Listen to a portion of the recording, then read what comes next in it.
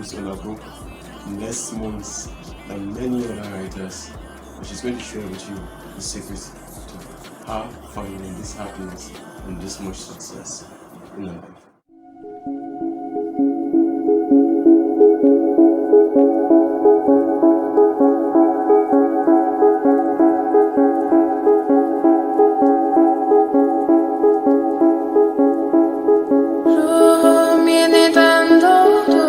Sanki her şey kayboldu, çok derin hislerim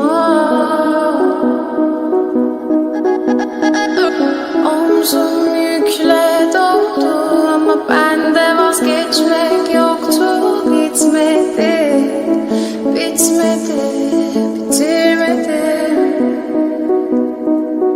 Ben özel değilim ya da öyle bir şey, ama sen varken hep böyle hissettim, böyle hissettim.